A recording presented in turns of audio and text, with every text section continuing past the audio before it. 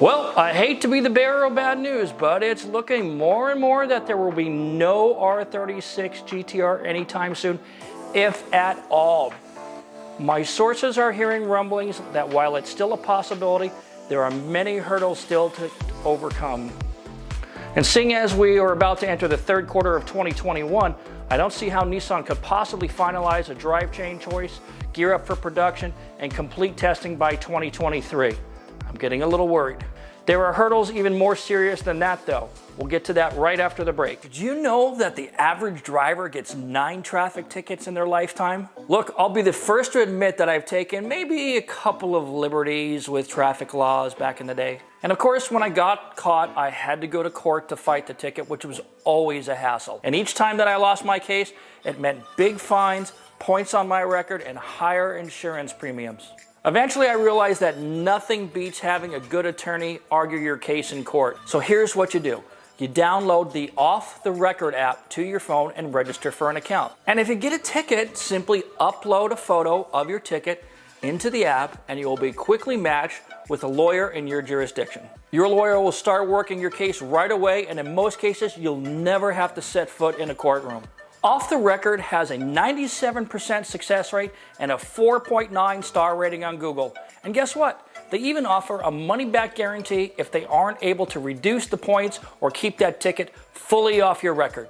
Best of all, I've arranged a 10% discount for all of my YouTube viewers, so download the app and register using the referral code FASTLIFE to receive 10% off your first case. In the summer of 2018, I was invited to a GT-R specific focus group. Nissan, like any good car company would, decided to reach out to some of its passionate GT-R enthusiast owner groups for a little bull session to help understand what was important to GT-R owners as they considered the direction of the proposed R36. We were asked all the normal questions. We were asked to share what we liked about the current R35 and what we would like to see if an R36 actually came to fruition. As you can imagine, our little group had some really strong opinions. All of us basically agreed that we really didn't want a 100% electric GT-R yet.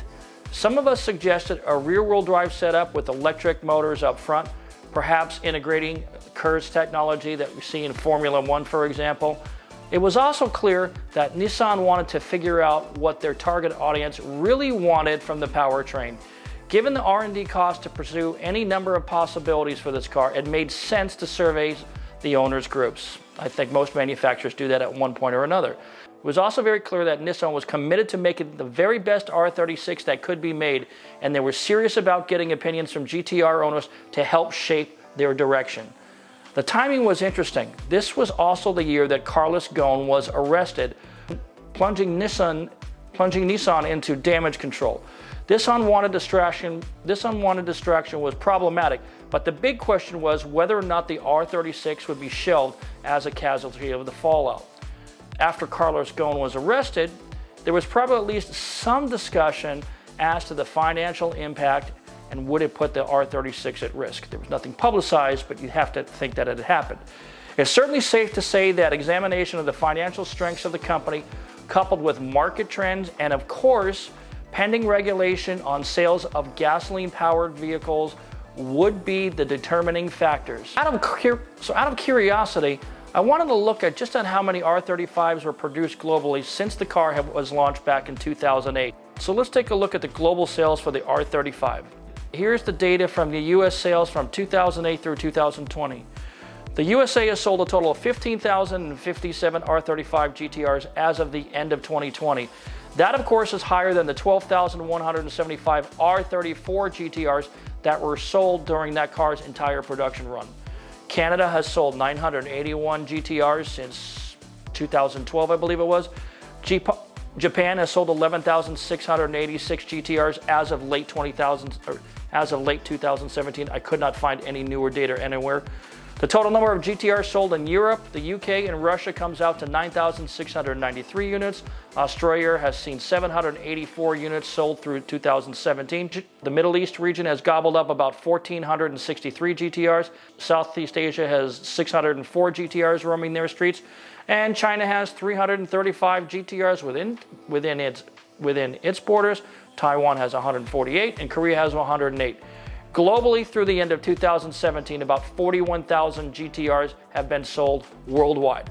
So let's be generous and say that from 2017 to this point in 2021, let's just say that sales of the Nissan R35 GT-R probably come out to around 41 to 43,000 units. That is a grand total of 41,000 to 43,000 R35s sold for the entire world since 2008. Anybody want to hazard a guess as to how many Mustangs were sold during the same time period? 2.1 million. Yes, I know the Mustang is 1/4 of the price of a GT-R, but most Mustangs are sold right here in the USA, and I'm talking about global sales for the R35. Porsche has sold twice as many 911s during that period. And surely Nissan spent hundreds of millions of dollars to design the R35. Given Nissan's current economic challenges, you'd have to question the logic of developing a new version of a halo car, especially when they are considering drastic changes to such drastic changes to the platform. A new engine, maybe hybrid power, a new chassis, a new transmission, and so on. The development costs would be staggering. Add to that, we must realize that sports cars only account for 1.6% of the total all-new vehicle purchase in the United States. And out of 16 million cars sold in the US in 2019, only 270,000 were sports cars. And 2/3 of those were Camaros, Challengers, or Mustangs. Are those really sports cars? Can we count those? So if you're one of those guys, add to that we must realize that sports cars account for only 1.6 of the total of all new vehicle purchases in the United States. Out of 16 million cars sold in the US in 2019, only 270,000 were sports cars, and 2/3 of those were Camaros, Challengers, or Mustangs. So if you're one of those people who have ditched your sports car for an SUV or a Prius, you're part of the reason why sports cars are dying.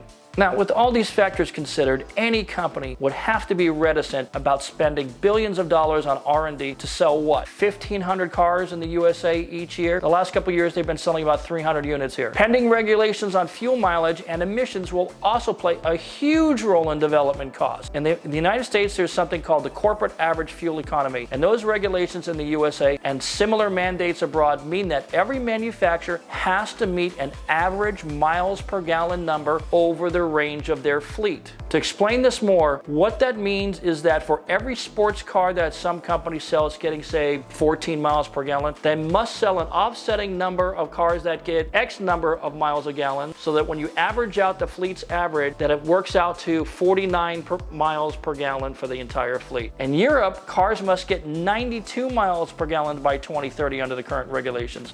How does a GT-R fit into that new world order? Well, with current technology, the GT-R simply cannot get 92 miles per gallon unless much of its power comes from electricity or a fuel cell. Further complicating matters is the fact that Europe is moving to end the sale of all new gasoline-powered vehicles, as I just said, by 2030 or 2035. So spending development dollars for a new GT-R might not make sense given the current R35 sales numbers unless Nissan is using the GT-R as a technology bed to test hybrid or hybrid electric technology to eventually segue into electric sports cars after 2030 or so. Nissan's financial health is surely hanging in the balance as well. In 2020, Nissan lost $6 billion.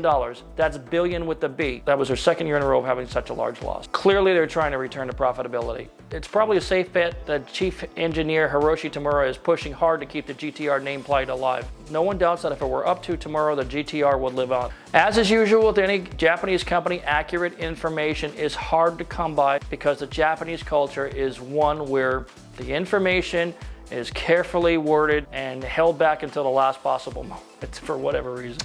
Japanese companies also suffer from what some people call analysis paralysis. But despite all the background considerations, the motor press continues to hint at what the specs might be if the car comes to fruition. In late 2015, an article in a magazine from Australia hinted that the new R36 specs would still retain the twin-turbo 3.8-liter V6 and the transaxle layout and all-wheel drive powertrain, but an electric motor would be bolted on just aft of the engine. The new R36 was said to be a two-seater only, hinting at lighter weight and perhaps a smaller car. Would it be cheaper? No one knows. But no new credible information has really emerged since 2018. So here's the thing. As of this recording, my sources are still saying that there probably won't be an R36 GT-R for a long time, if at all. Either way, the R35 will be phased out in 2023, leaving the world once again without a GT-R with Nissan showrooms. Can any brand survive without a halo car?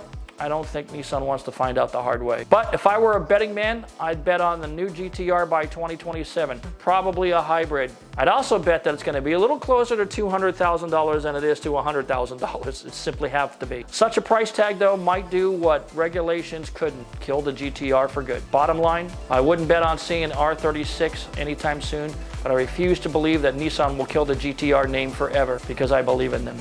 In the meantime, look for higher prices for R35s, and I guess I'm okay with that. That's going to be it for this episode. I'd appreciate it if you subscribe to my content, and please check my video description for important links to my merch and special coupon offers from my sponsors. So I'll see you next time, and as always, thanks for watching.